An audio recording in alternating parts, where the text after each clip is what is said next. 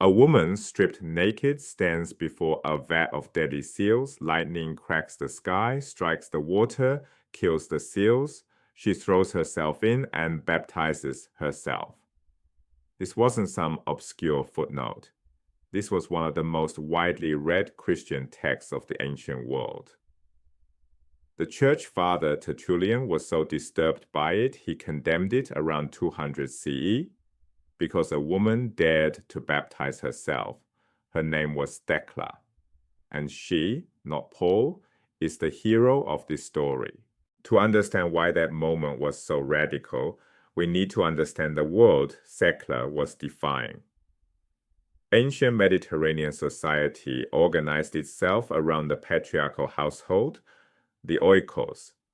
This wasn't just a family. It was an economic and a political structure headed by a male authority figure, the paterfamilias. He controlled his wife, his children, his slaves. A woman's role was clear. Bear children, maintain the household, submit to male authority. This was an honor-shame culture. A man's public reputation depended on controlling the women in his household. Right? Losing that control meant public humiliation, shame that could destroy a family's standing.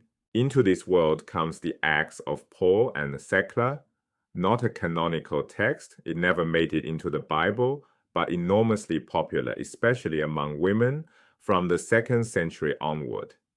It belongs to a strain of early Christianity that preached radical asceticism and the practice of renouncing bodily pleasures, especially sex, for spiritual purposes.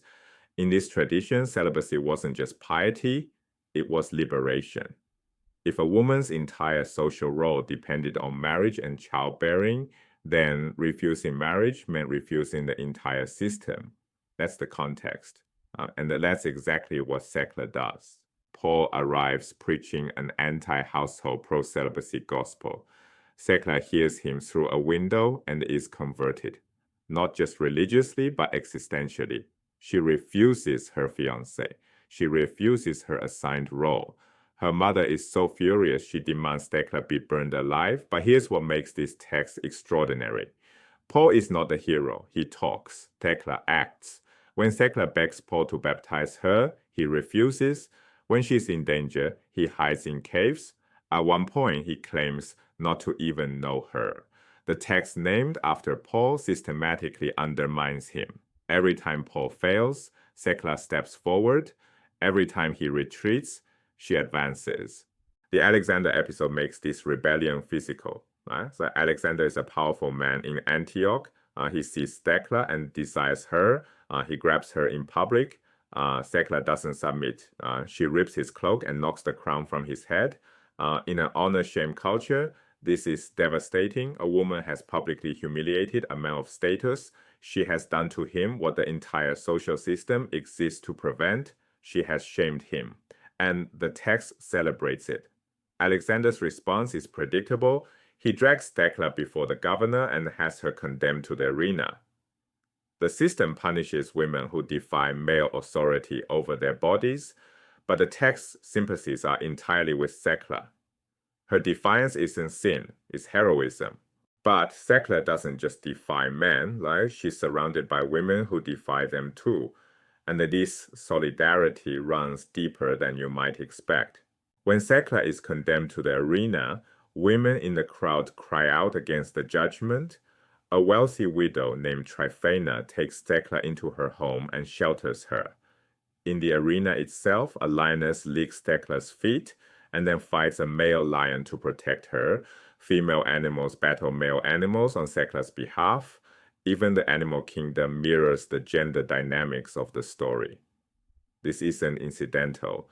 The text builds solidarity in concentric rings around Thecla. Individual women, crowds of women, female animals, and ultimately divine intervention itself. Every layer of the cosmos participates in protecting this woman against male violence and institutional power. The text's theology is encoded in its narrative structure.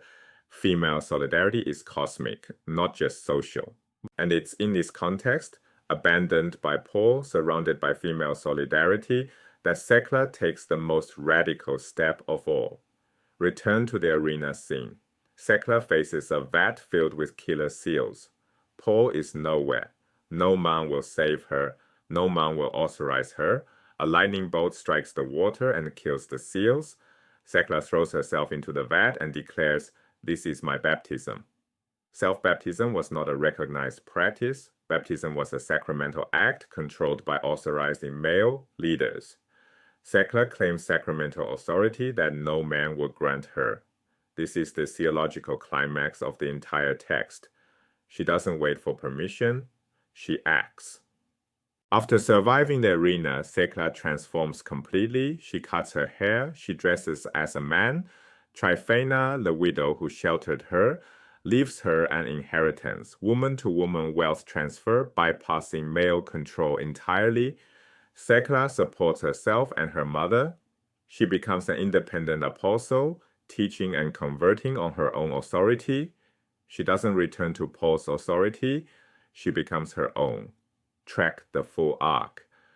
From a betrothed woman defined by her place in the patriarchal household to a self-baptized, financially independent apostle who answers to no man. At every stage, she gains something: agency, independence, authority, financial freedom. But at every stage, she also renounces something. So is this a feminist text?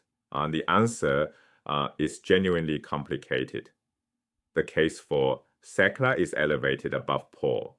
Female solidarity is heroic. Women gain agency, independence, authority.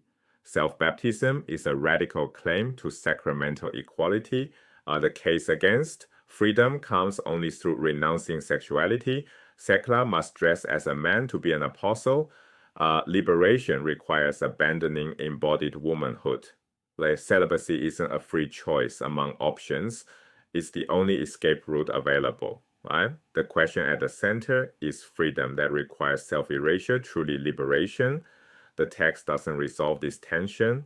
It celebrates Thecla, but the celebration itself reveals how narrow the options were.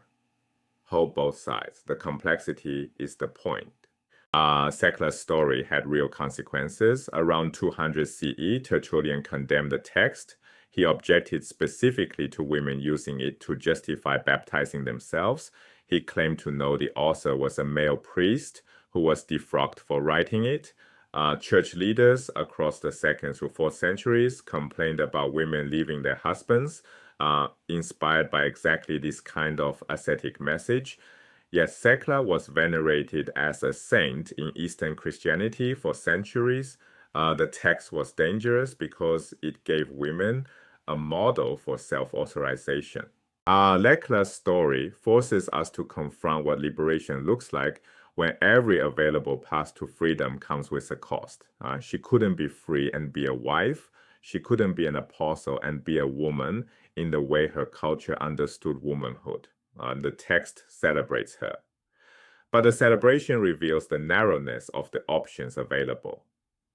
That tension is what makes this text not an ancient curiosity, but a genuinely important document in the history of women's agency.